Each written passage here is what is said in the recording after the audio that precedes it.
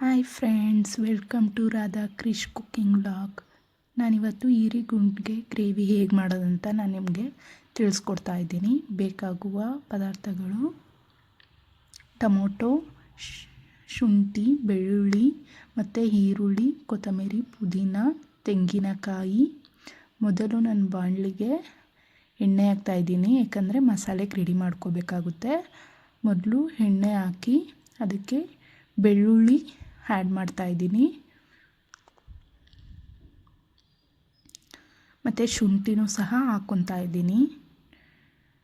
ಇದು ಮಸಾಲೆಗೆ ರೆಡಿ ಮಾಡ್ಕೊತಾ ಇರೋದು. ಮೊದಲು ನಾನು ಅದನ್ನು ಚೆನ್ನಾಗಿ ಎಣ್ಣೆಯಲ್ಲಿ ಹುರ್ಕೊತಾ ಇದ್ದೀನಿ.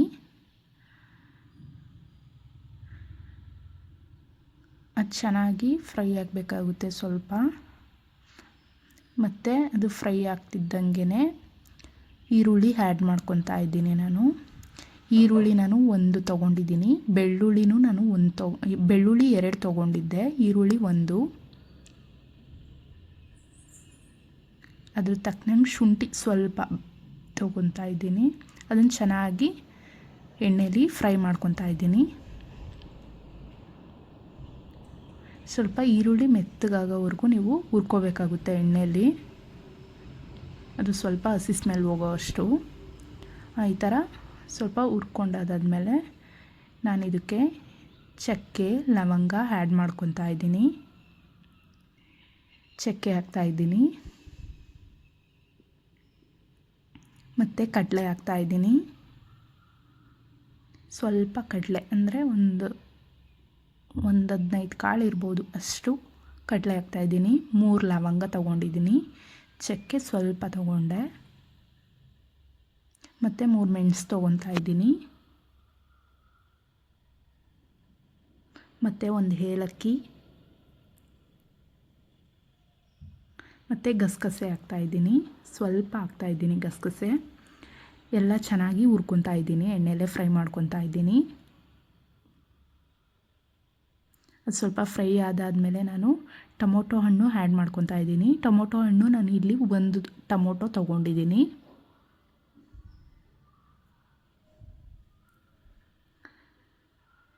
ಅದು ಚೆನ್ನಾಗಿ ಫ್ರೈ ಮಾಡಿಕೊಂಡು ಸ್ವಲ್ಪ ಕೊತ್ತಂಬರಿ, ಪುದೀನ ಸ್ವಲ್ಪ ತೊಗೊಂಡಿದ್ದೀನಿ, 1 ಹಿಡಿಯಷ್ಟು. 2 ಮಿಕ್ಸ್ ಮಾಡಿಕೊಂಡು ಫುಲ್ಲು ಮಸಾಲೆಗೆ ರೆಡಿ ಮಾಡ್ಕೊತಾ ಇದ್ದೀನಿ. ಚೆನ್ನಾಗಿ ಹುರಿಬೇಕಾಗುತ್ತೆ, ಸ್ವಲ್ಪ ಎಣ್ಣೆಯಲ್ಲಿ ಫ್ರೈ ಆಗೋ ಅಷ್ಟು.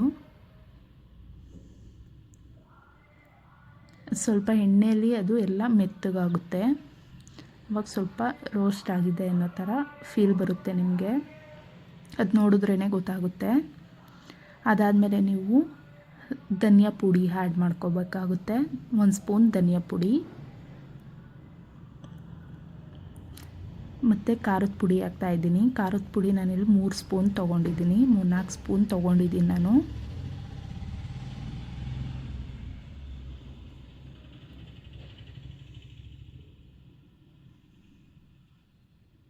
ಮತ್ತು ಗರಂ ಮಸಾಲ ಸ್ವಲ್ಪ ಆ್ಯಡ್ ಮಾಡ್ಕೊತಾ ಇದ್ದೀನಿ, ಗರಂ ಮಸಾಲಾನ.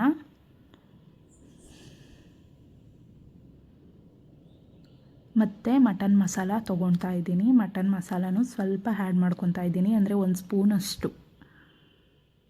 ಗರಂ ಮಸಾಲ 1 ಚಿಟಿಕೆಯಷ್ಟು ಹಾಕ್ತಾಯಿದ್ದೀನಿ. ಮಟನ್ ಮಸಾಲ ಒಂದು ಅರ್ಧ ಸ್ಪೂನಷ್ಟು ಹಾಕ್ತಾಯಿದ್ದೀನಿ, ಅಥವಾ 1 ಸ್ಪೂನು ತೊಗೋಬೋದು.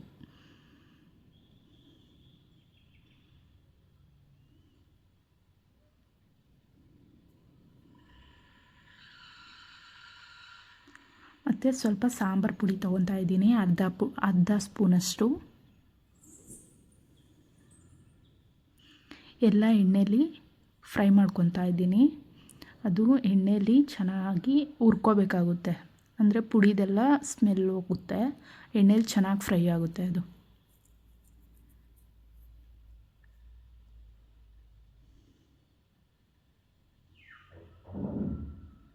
ಅದೆಲ್ಲ ಚೆನ್ನಾಗಿ ಎಣ್ಣೆಯಲ್ಲಿ ಫ್ರೈ ಆಗೋ ಥರ ಎಣ್ಣೆಯಲ್ಲಿ ಮಿಕ್ಸ್ ಮಾಡ್ಕೊತಾ ಇದ್ದೀನಿ. ಮತ್ತು ತೆಂಗಿನಕಾಯಿ ಫ್ಲೇಮ್ನ ಆಫ್ ಮಾಡಿ ತೆಂಗಿನಕಾಯಿ ಹಾಕ್ತಾಯಿದ್ದೀನಿ, ತೆಂಗಿನಕಾಯಿ ತುರಿ ಹಾಕ್ತಾಯಿದ್ದೀನಿ. ತೆಂಗಿನಕಾಯಿ ಕಟ್ ಮಾಡಿ ಹಾಕೋರು ಹುರ್ಕೊಳ್ಳೋದಕ್ಕೆ ಹೋಗಬೇಡಿ, ಯಾಕಂದರೆ ಮಿಕ್ಸಿ ಗ್ರೈಂಡ್ ಆಗಬೇಕಾದ್ರೆ ಕಾಯಿ ಕೆಲವೊಂದು ರುಬ್ಬಿರುತ್ತೆ, ಕೆಲವೊಂದು ರುಬ್ಬಿರಲ್ಲ. ಫ್ಲೇಮ್ನ ಆಫ್ ಮಾಡಿಬಿಟ್ಟು ಮಸಾಲೆಗೆ ಮಿಕ್ಸ್ ಮಾಡ್ಕೊಳ್ಳಿ ಸಾಕು. ಅದು ಸ್ವಲ್ಪ ತಣ್ಣಗಾಗಲಿ ಅಂತ ಸೈಡಲ್ಲಿ ಇಟ್ಟಿದ್ದೀನಿ. ಈಗ ನಾನು ಮಿಕ್ಸಿ ಜಾರ್ಗೆ ತಣ್ಣಗಾದಾದ್ಮೇಲೆ ರುಬ್ಕೊಳ್ಳೋಕ್ಕೆ ಹಾಕ್ಕೊತಾ ಇದ್ದೀನಿ. ಸ್ವಲ್ಪ ನೀರನ್ನ ಆ್ಯಡ್ ಮಾಡಿಕೊಂಡು ರುಬ್ಬಕ್ಕೆ ಹಾಕ್ತಾಯಿದ್ದೀನಿ. ಈಗ ಮಸಾಲೆ ರೆಡಿಯಾಗೈತೆ. ಮತ್ತು ಅರ್ಧ kg ಈರಿ ಗುಂಡ್ಗೆಕಾಯಿ ಇರೋದು. ನಾನು ಮೊದಲು ಬಾಣಲಿಗೆ ಎಣ್ಣೆ ಹಾಕ್ತಾಯಿದ್ದೀನಿ. ಎಣ್ಣೆಗೆ ನಾನು ಶುಂಠಿ ಬೆಳ್ಳುಳ್ಳಿ ಪೇಸ್ಟ್ ಹಾಕ್ತಾಯಿದ್ದೀನಿ. ಇದೊಂದು ಅರ್ಧ ಬೆಳ್ಳುಳ್ಳಿ, ಒಂದು ಸ್ವಲ್ಪ ಶುಂಠಿ ಜಜ್ಕೊಂಡಿದ್ದೀನಿ. ಇದನ್ನು ಎಣ್ಣೆಯಲ್ಲಿ ಫ್ರೈ ಮಾಡ್ಕೊತಾ ಇದ್ದೀನಿ. ಅದೊಂದು ಸ್ವಲ್ಪ ಎಣ್ಣೆಯಲ್ಲಿ ಫ್ರೈ ಮಾಡಿಕೊಂಡು ಅದು ಹಸಿ ಸ್ಮೆಲ್ಲು ಹೋಗಬೇಕು, ಒಂದು ಸ್ವಲ್ಪ ಹುರ್ಕೋಬೇಕಾಗುತ್ತೆ.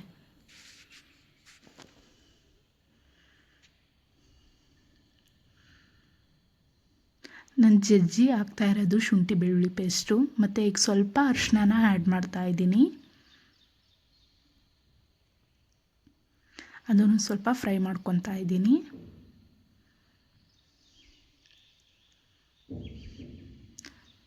ಮತ್ತು ಈರಿನ ಹಾಕ್ತಾಯಿದ್ದೀನಿ.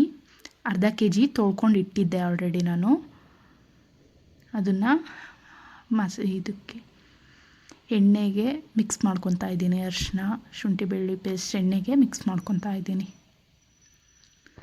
ಇದರಿಂದ ಅರಿಶಿನ ಹಾಕೋದ್ರಿಂದ ಸ್ಮೆಲ್ ಇರೋದಿಲ್ಲ. ಅದು ಚೆನ್ನಾಗಿ ಒಂದು ಮಿಕ್ಸ್ ಮಾಡ್ಕೊತಾ ಇದ್ದೀನಿ. ಎಲ್ಲದಕ್ಕೂ ಅರಿಶಿನ ಎಲ್ಲ ಆ್ಯಡ್ ಆಗೋ ಥರ, ಶುಂಠಿ ಬೆಳ್ಳುಳ್ಳಿ ಪೇಸ್ಟು ಮತ್ತು ಅರಿಶಿನ ಆ್ಯಡ್ ಆಗೋ ಥರ ಮಿಕ್ಸ್ ಮಾಡ್ಕೊತಾ ಇದ್ದೀನಿ.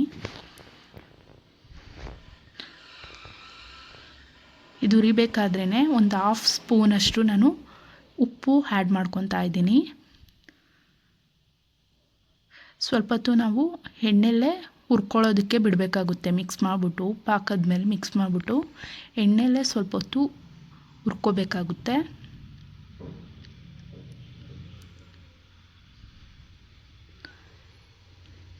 ನೋಡಿ, ಎಣ್ಣೆಯಲ್ಲಿ ಒಂದು ಸ್ವಲ್ಪ ಹೊತ್ತು ಬಿಟ್ಟರೆ ಅದು ಸ್ವಲ್ಪ ಬೇಯ್ತಾ ಇರುತ್ತೆ. ಅದು ಬೇಯ್ತಾ ಈ ಥರ ಆಗುತ್ತೆ. ಕಲರ್ ಚೇಂಜಸ್ ಆಗುತ್ತೆ, ಅಂದರೆ ಬೆಂದಿರೋದು ಫೀಲ್ ಆಗುತ್ತೆ. ಅಂದರೆ ಫುಲ್ ಬೆಂದಿರಲ್ಲ, ಒಂದು ಸ್ವಲ್ಪ ಎಣ್ಣೆಯಲ್ಲಿ ಫ್ರೈ ಆಗಿರೋ ಥರ ಕಾಣಿಸುತ್ತೆ. ಆವಾಗ ನಾವು ಮಸಾಲ ಆ್ಯಡ್ ಮಾಡ್ಕೋಬೇಕಾಗುತ್ತೆ. ಮಸಾಲ ಆಲ್ರೆಡಿ ನಾವು ಎಣ್ಣೆಯಲ್ಲಿ ಹುರ್ಕೊಂಡಿದ್ದೀವಿ. ಈಗೇನು ಎಣ್ಣೆಯಲ್ಲೇ ಬೇಯಿಸ್ಬೇಕು ಅನ್ನೋ ಥರ ಏನಿರಲ್ಲ. ಮಸಾಲ ಆ್ಯಡ್ ಮಾಡ್ಕೊತಾ ಇದ್ದೀವಿ. ಈಗ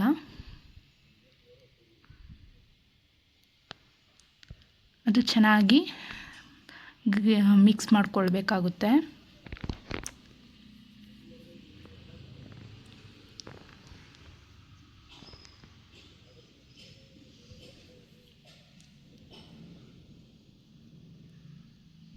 ಚೆನ್ನಾಗಿ ಮಿಕ್ಸ್ ಆದಾದಮೇಲೆ ಸ್ವಲ್ಪ ಹೊತ್ತು ಒಂದು ಸ್ವಲ್ಪ ಕುದಿಯೋದಕ್ಕೆ ಬಿಡಬೇಕಾಗುತ್ತೆ.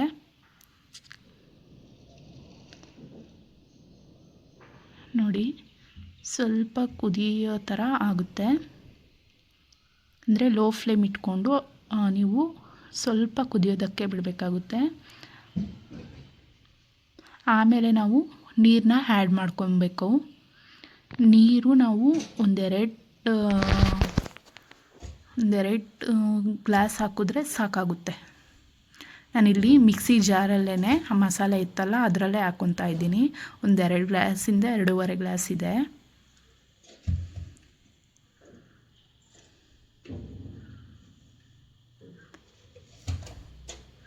ಚೆನ್ನಾಗಿ ಮಿಕ್ಸ್ ಮಾಡ್ಕೊತಾ ಇದ್ದೀನಿ. ಇದು ಗಟ್ಟಿಗಂದರೆ ಗಟ್ಟಿಗೂ ಮಾಡ್ಕೋಬೋದು. ನಾನು ಸ್ವಲ್ಪ ರೈಸು ತಿನ್ನೋ ಥರ ಸ್ವಲ್ಪ ತೆಳ್ಳಗೆ ಮಾಡ್ಕೊತಾ ಇದ್ದೀನಿ. ಅಂದರೆ ಅದು ಕುದೀತಾ ಗಟ್ಟಿಯಾಗುತ್ತೆ, ಗ್ರೇವಿ ಇನ್ನೂ ಗಟ್ಟಿಯಾಗುತ್ತೆ. ಅದು ಚೆನ್ನಾಗಿ ಮಸಾಲೆ ಎಲ್ಲ ಮಿಕ್ಸ್ ಮಾಡ್ಕೋಬೇಕಾಗುತ್ತೆ. ನೀರು ಹಾಕಿದ್ಮೇಲೆ, ನೀರೆಲ್ಲ ಹಾಕಿದಾದ್ಮೇಲೆ ಮಿಕ್ಸ್ ಎಲ್ಲ ಮಾಡಾದ್ಮೇಲೆ ಸ್ವಲ್ಪ ಹೊತ್ತು ಕುದಿಯೋದಕ್ಕೆ ಬಿಡಬೇಕಾಗುತ್ತೆ. ಕುದೀತಿರ್ಬೇಕಾದ್ರೆ ಉಪ್ಪು ಖಾರ ಎಲ್ಲ ಕರೆಕ್ಟಾಗಿದೆಯಾ ಮೊದಲೇ ನೀವು ಚೆಕ್ ಮಾಡ್ಕೋಬೇಕಾಗುತ್ತೆ. ನೋಡಿ, ಈ ಟೈಮಲ್ಲಿ ನೀವು ಚೆಕ್ ಮಾಡ್ಕೋಬೇಕಾಗುತ್ತೆ. ಏಕೆಂದರೆ ಮಸಾಲೆ ಎಲ್ಲ ಕರೆಕ್ಟಾಗಿದೆಯಾ, ಏನಾದರೂ ಕಮ್ಮಿ ಆಗಿದ್ದರೆ ಆ್ಯಡ್ ಮಾಡ್ಕೋಬೋದು. ನನಗೆ ಉಪ್ಪು ಆಗಲೇ ಕಮ್ಮಿ ಹಾಕಿದ್ದೆ, ಈಗ ನಾನು ಉಪ್ಪು ಆ್ಯಡ್ ಮಾಡ್ಕೊತಾ ಇದ್ದೀನಿ.